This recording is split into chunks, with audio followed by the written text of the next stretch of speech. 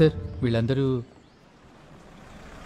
మీరు వెళ్ళి public work సెక్రటరీని కలవండి, నేను మాట్లాడతాను. ఇనాగ్రేషన్కి మీరు రావాలి సార్. ముందు పని ఫినిష్ అవ్వాలి కదా, అప్పుడు చూద్దాం. Morning sir. సార్ ఒక అర్జెంట్ మ్యాటర్ సార్.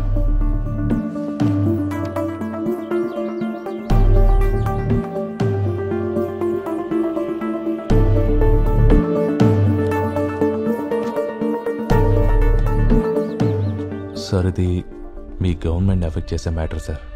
అందుకే డెసిషన్ తీసుకునే ముందు మిమ్మల్ని కలవడానికి వచ్చాను. ప్రొసీడ్ అయిపో. Are you sure? అలెక్స్ నీలో కొంచెం కాన్ఫిడెన్స్ తగ్గినట్టుంది. 3 suspension sir. మీకు తెలుసు కదా, విజిలెన్స్ డైరెక్టర్ పదవి అంటే హీరోయిజం చూపించాలన్న ఆలోచన. ఇప్పుడైతే నాకు అసలు లేదు సార్. భయం వేస్తుంది సార్. ఏమైనా చేయాలంటే చెక్ చేసుకోవాలి ఎవరెవరు ఇన్వాల్వ్ అయ్యారో అని. ఎవరెవరు ఇన్వాల్వ్ అయ్యారో చెక్ చేసుకోవాలి అని రాస్తుందా మీ రూల్ బుక్ లో? అలెక్స్ నీకు ఇంకా ఎంత సర్వీస్ ఉంది? 2 సంవత్సరాల 8 నెలలు సార్. నాకు ఈ స్థానంలో ఎన్నాళ్ళుంటానో తెలీదు, కానీ నీ సర్వీస్ అయ్యి నువ్వు రిటైర్ అయ్యే వరకు నీ స్థానంలోనే ఉంటావు, అవునా? Thank you sir. Tax receipts agreements ముందే పంపించేశాను. వాళ్ళు దీన్ని అనవసరంగా లేనిపోని చెప్పి ఇష్యూ క్రియేట్ చేస్తున్నారు. నేను చెప్పే జాగ్రత్తగా విను. ఈరోజే ఈ ఇష్యూ సెటిల్ అయిపోవాలి. ఏం లేదండి, 6 చిన్న ప్రాబ్లం, మ్యాక్సిమం 2 రోజులు, ఈలోగా క్లియర్ అవుద్ది. హలో, మినిస్టర్ గారు మీటింగ్లో ఉన్నారు, ఓ అరగంటకి ఫోన్ చేయండి. ఓకే.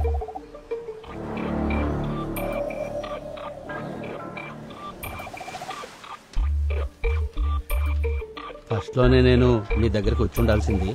8 నెలల నుంచి ఆఫీసుల చుట్టూ రౌండ్స్ వేస్తున్నాను.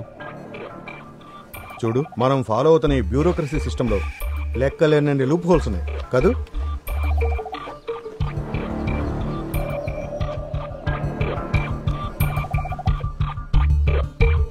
సార్ రండి, కూర్చోండి, తీయండి.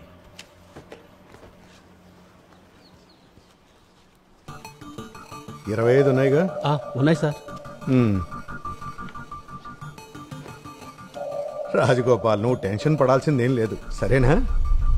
ఈ డబ్బులు ఏంటి ఏంట్రా ఇది? అరెస్ట్ చేయాలి సార్, సహకరించండి ప్లీజ్.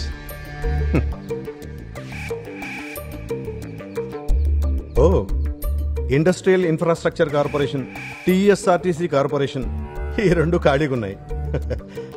చైర్మన్ పోస్ట్లో నీకు ఏది కావాలి చెప్పు. సీఎం గారికి అయితే కాల్ చేయకండి సార్, ఆయనకన్నీ తెలుసు. రెవెన్యూ మంత్రి ఎంజే సత్యనారాయణ అరెస్ట్. వైజాగ్ లోని గవర్నమెంట్ గెస్ట్ హౌస్ లో మంత్రిని విజిలెన్స్ అధికారులు అరెస్టు చేశారు. వరంగల్ కి చెందిన ఒక వ్యక్తి దగ్గర నుంచి లంచం తీసుకుంటూ రెవెన్యూ మినిస్టర్ రెడ్ హ్యాండెడ్ గా పట్టుబడ్డారు. విజిలెన్స్ డైరెక్టర్ స్వయంగా ఈ ఆపరేషన్ లో పాల్పంచుకున్నారు. ఈ అరెస్ట్ తో ఎంజే సత్యనారాయణ తన మంత్రి పదవి నుంచి 25 లక్షల రూపాయలు లంచం తీసుకుంటూ రెవెన్యూ మినిస్టర్ సత్యనారాయణ అడ్డంగా దొరికిపోయారు. మినిస్టర్ పర్సనల్ సెక్రటరీ మనోజ్ రవీంద్రను కూడా అధికారులు అరెస్టు చేశారు. విజిలెన్స్ డైరెక్టర్ అలెక్స్ నేతృత్వంలో ఈ అరెస్టులు కొనసాగాయి. సత్యనారాయణ మంత్రి స్థానాన్ని కోల్పోవటం ఖాయమైనప్పటికీ ఎమ్మెల్యేగా ఆయన రాజీనామా చేసే అవకాశం లేదని పలువురు విశ్లేషిస్తున్నారు.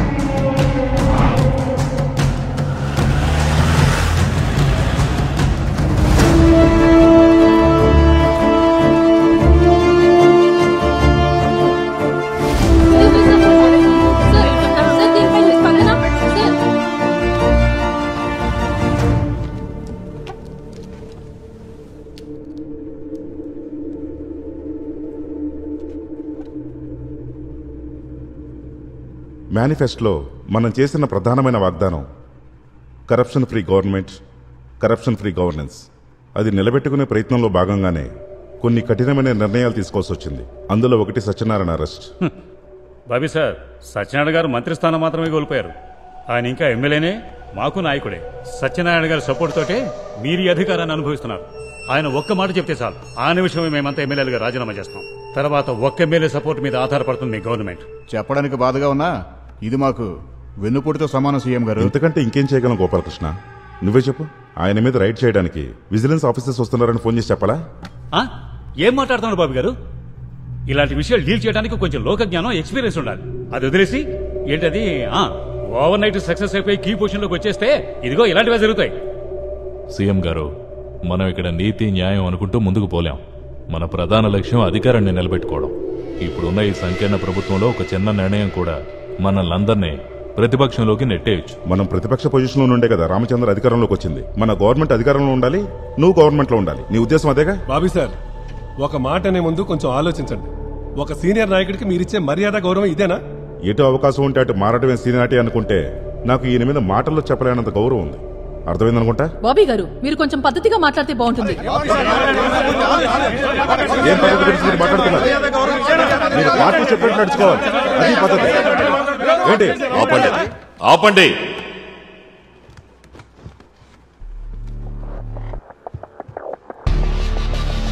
సత్యనారాయణ మీద మాత్రమే కాదు, మిస్టర్ రామచంద్ర, మీ మీద కూడా చాలా కంప్లైంట్స్ ఉన్నాయి. ఎమ్మెల్యే కారుమంచి శ్రీకుమార్, ఎమ్మెల్యే నవీన్ రెడ్డి, ప్రతిపక్ష ఎమ్మెల్యే పి సురేంద్ర, వీళ్ళందరి మీద కూడా కంప్లైంట్స్ ఉన్నాయి. ఏదేమైనా నేను వీళ్ల మీద ఎంక్వైరీకి ఆదేశించాను. ఆరోపణలు రుజువైతే చట్టపరంగా చర్యలుంటాయి. అంతేకాదు, లిస్టులో పేర్లు పెరిగే అవకాశం ఉంది. అది చీఫ్ సెక్రటరీ ఇక్కడ కూర్చున్నప్పుడే అర్థమైంది. సాధారణంగా ఇలా జరగదు కదా. సీఎం ఒకటి అర్థం చేసుకోవాలి, మనకు పార్టీయే హైకమాండ్. మన వ్యక్తిగత అభిప్రాయాల కన్నా ఆదర్శాల కన్నా చాలా పవర్ఫుల్ పార్టీ. మన పార్టీలో ఎంతమంది సభ్యులున్నారు? ఏంటి? మన పార్టీలో ఎంతమందికి సభ్యత్వం ఉంది? 15 లక్షలు. 15 లక్షలు. 15 లక్షలు. నేను ఈ 15 లక్షల మందికి మాత్రమే ముఖ్యమంత్రిని కాను. తెలంగాణ రాష్ట్రంలో ఉన్న 3.5 కోట్ల జనాలకి నేను ముఖ్యమంత్రిని. అప్పుడు నేనెవరి పక్షాన ఉండాలి? నేను ఓవర్ నైట్ సక్సెస్ అయ్యానని కొంతమంది పొగుడుతారు, కొంతమంది విమర్శిస్తారు. కానీ మూర్తి గారు, కరెక్ట్గా 32 సంవత్సరాల 7 నెలలు పట్టింది నాకు ఈ ఓవర్ నైట్ సక్సెస్ రావడానికి. మన రాష్ట్ర ప్రభుత్వానికి గానీ పార్టీకి గానీ కళంకం తెచ్చే వ్యక్తుల ఆటల్ని నేను ముఖ్యమంత్రిగా ఎలాంటి పరిస్థితుల్లోనూ అనుమతించను. ఇది ఫైనల్. సీఎం, అందరం ఇప్పుడు ఇక్కడే ఉన్నాం. నీకు ధైర్యం ఉంటే ఫైల్ మీద ఇప్పుడే సైన్ చేయి. ధైర్యం ఉందా నీకు?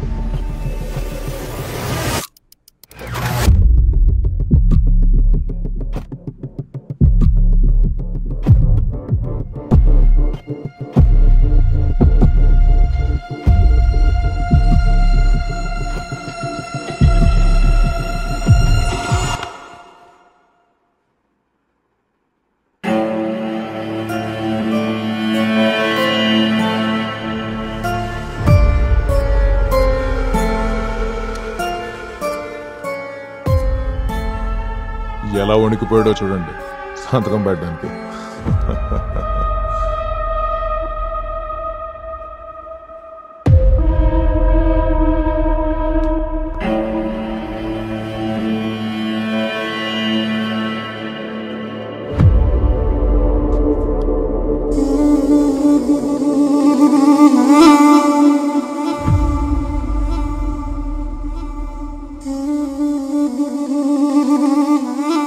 ఏంటి సార్? నా ఆఫీస్ సార్, అది 3rd ఫ్లోర్ కదా?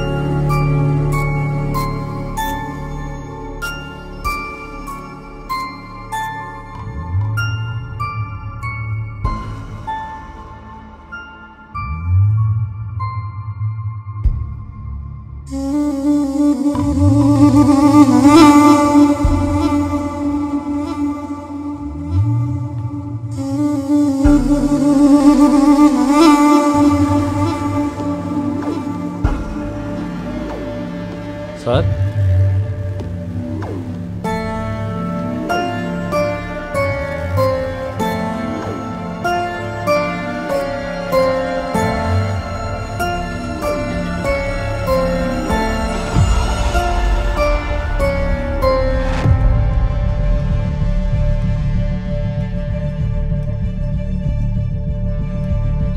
సార్ ఈ ఫైల్స్ని ఫార్వర్డ్ చేయమంటారా? చెప్తాను.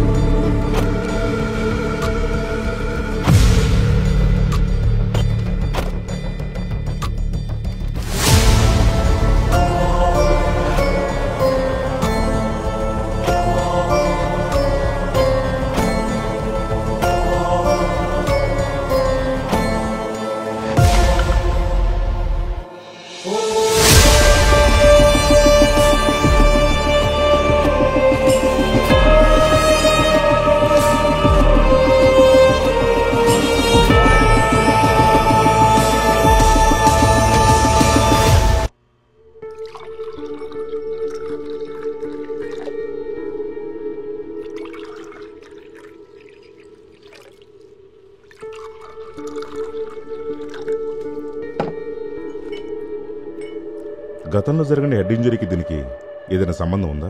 ఉండుండొచ్చు, ప్రస్తుతానికి అంతే చెప్పగలను. ఇంకా last time I saw him ఈ కండిషన్లో ఫేస్బుక్ పోస్ట్ పెట్టిన కుర్రాడి నాన్న హాస్పిటల్లో అడ్మిట్ అయిన సమయంలో ఆ రోజు కూడా చంద్రం హెడేక్తో సఫర్ అయ్యాడు. ఇప్పుడు వచ్చిన ప్రాబ్లం కూడా దానికి రిలేటెడ్ అయ్యుండొచ్చు.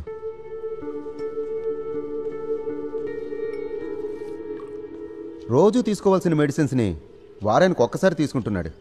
అది వేరే ఎవరికో ఫేవర్ చేసినట్టుగా. ఇదిగో టీ తాగు.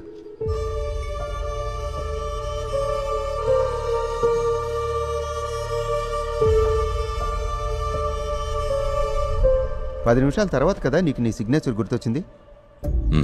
It's significant duration. ఇలా ఇంకోసారి జరగకుండా మనం జాగ్రత్తలు తీసుకోవాలి. దానికోసం నువ్వు నీ ఆరోగ్యం మీద మెడిసిన్స్ తీసుకోవడంలో కొంచెం శ్రద్ధ పెట్టాలి. మిగిలిన విషయాలు యాజ్ ఎ డాక్టర్ పేరేంటి? ఈ వ్యక్తికి అడ్వైజ్ ఇవ్వడం అంటే ఫూల్ అయిపోవడమే.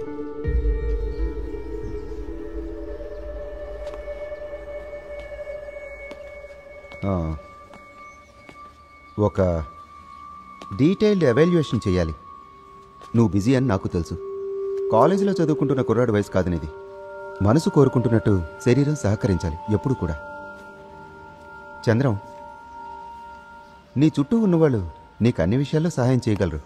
కానీ నీ సొంత ఆరోగ్యం విషయానికి వస్తే నీకు నువ్వే సాయం చేసుకోవాలి.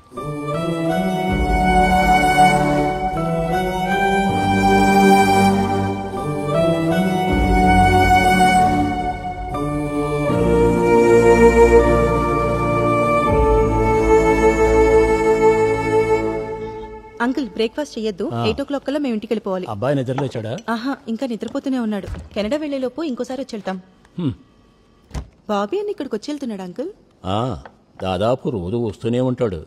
ఈ రోజు కూడా వచ్చాడు. చంద్రం బాబీ కలిసి డాక్టర్ని కలవడానికి వెళ్ళారు. అది నువ్వు హై స్కూల్లో చదువుకునేటప్పుడు చంద్రం ఓ రోజు అన్నీ మర్చిపోయాడు. మళ్ళీ ఇంకోసారి అలా జరగదని అనుకున్నాం. కానీ ఈ రోజు ఉదయం మళ్ళీ మర్చిపోయాడు. ప్రాబ్లం ఏం లేదని డాక్టర్ చెప్పాడు. కానీ అందరం ఇక్కడే ఉన్నాం కదా. నేను దూరంగా వెళ్ళిపోతున్నాను కదా అంకుల్. ఆయన కూడా అందరిలాగే పెళ్లి చేసుకుని ఉంటే నాకు టెన్షన్ ఉండేది కాదు. కానీ ఇప్పుడు అదెలా జరుగుతుంది? ఈ వివాహ జీవితంలోకి వెళ్ళటం అంటే సమస్యల్లో ఇరుక్కోవటమే అని చెప్తుంటాడు. ఇంకో పక్క అందరి సమస్యలు తెచ్చి నెత్తిన పెట్టుకుంటాడు. ప్రజా జీవితం అంటే అంతకంటే ఇంకేముంటుంది?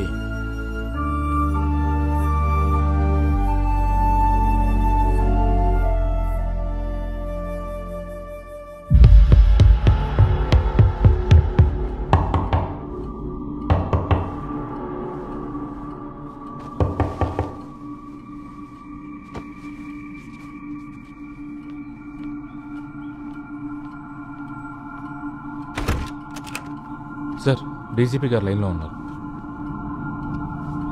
ఈ రోజు ఉదయం 6 గంటల సమయంలో ఈ ఫ్లైఓవర్ కుప్పకూలింది. ఫ్లైఓవర్